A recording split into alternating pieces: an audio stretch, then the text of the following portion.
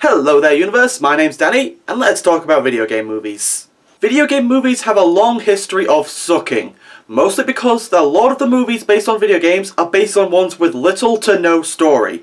But with video games like Assassin's Creed, Ratchet & Clank and World of Warcraft all having movies in production, we are seeing what could be the rise of great video game movies. And when this breakthrough happens, you can bet your ass we're going to get some movies based on great video games like Halo, Uncharted, and of course, Mass Effect. A Mass Effect movie has been in development hell for well over 5 years now, and the actual production of this movie depends entirely on whether these movies are successful, so it is likely that we won't be seeing this film for a fair few years at least. Nevertheless, I want to talk about the most important part about getting this film right, the casting.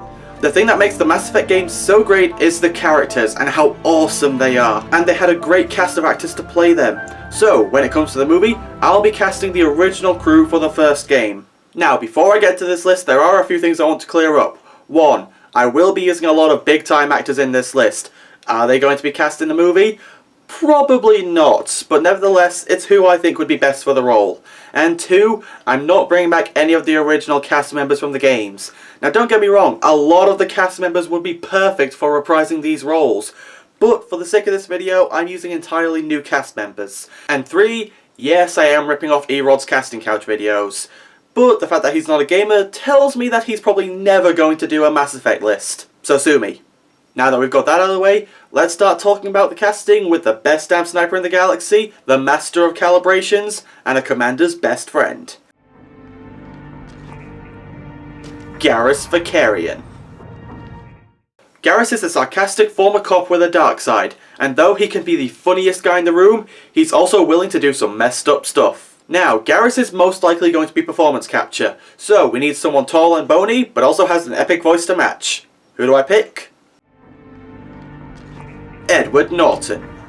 Edward Norton fits both the physical and vocal requirements for Garrus. Not to mention he has such a wide variety of performances that you know he'd be able to pull off Garrus with ease. We see his take no bullshit cop demeanour in Red Dragon, his exposition heavy and sarcastic performance in Fight Club, and his violent dark side in American History X. After all, if a man is able to go from this to this, you know he's a damn good actor. Like so many others, I had become a slave to the IKEA nesting instinct. So much easier to see the world in black and white. Gray. I don't know what to do with gray. Up next is a woman who's equally intelligent as she is beautiful. Liara Tassoni. Liara is a young archaeologist who's caring but tough, so we need someone who's young, intelligent, and knows how to kick ass. Emma Watson. Despite her career still being relatively young, Emma has proven she has the acting chops to one day become one of the greats. With Harry Potter alone, she shows why she would be perfect for Liara. Able to deliver tons of intellectual jargon while still maintaining a level of awkwardness and is able to hold her own in a fight. I never meant to offend you, Shepard. I only meant that you would be an interesting specimen for an in-depth study. No, that's even worse. Actually, I'm highly logical, which allows me to look past extraneous detail and perceive clearly that which others overlook. Then there's the most adorable engineer in the entire galaxy. Tali'Zorah Vas Normandy. In the course of 3 games, we see someone who goes from a genius engineer and an inexperienced fighter to the sassy admiral of her entire species. So, who can we cast that starts off awkwardly charming but then turns into a confident woman over time? Alison Brie. Yes, I know it would be a tragedy to put someone like Alison Brie behind a mask, but what can you do? Watching Alison in Community, not only do we see her great comedic chops, but we see her go from the quiet and shy one of the group to the organised leader who knows how to be a convincing action star. Shepard! Want a drink? I'm toasting Miranda, I think. I don't see what all the fuss was about. Giant thumb in a turtleneck. Whoop-de-doo! But there's more to being a member of the Normandy than just a fighter. We also need a pilot. Jeff Joker Moreau.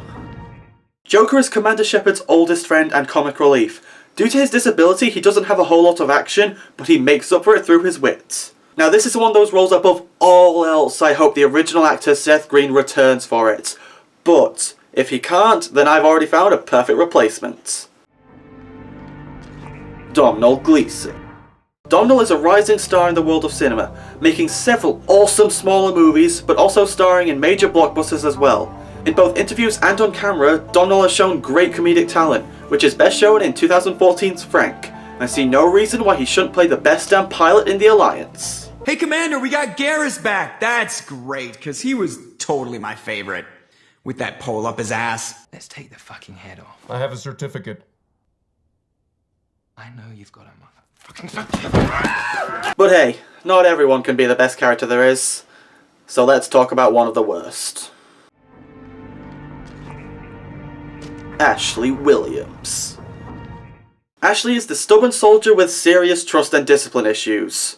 Oh, she's also a racist. Basically, she's one of the good guys who has some serious issues that need working out. Now, who's played a role like that before? Eliza Dushku. Best known for playing Faith in Buffy the Vampire Slayer, Eliza was able to portray a badass action star who also needed to work on her people skills, often letting her own selfish and reckless ways get in the way of what was right. The two go hand in hand. We tried to double back to the beacon, but we walked into an ambush. I don't think any of the others... I think I'm the only one left. Arm yourself how you like, but I want you to carry the tranq gun. If I can't take him down, I want you to be ready to take the shot. Then there's the goody two-shoes of the Alliance, and honestly, the most boring character in the games. Kaidan Alenko. Kaidan is a good and loyal soldier to the Alliance, always wanted to do what's right, but this also leads him to seeing the world very black and white, and anything in the grey confuses him. Who else better to play him than? Casey Affleck. After seeing him in Gone Baby Gone, I was convinced Casey was the perfect choice for Kaidan. Playing a private detective trying to do the right thing, but finds the corrupt world around him conflicting with his views, trying to decide between what's right for the individual and what's right by the law. This city can be had. When I was young, I asked my priest how you could get to heaven and still protect yourself from all the evil in the world. Yeah, but sometimes the way a thing goes down does matter, Shepard.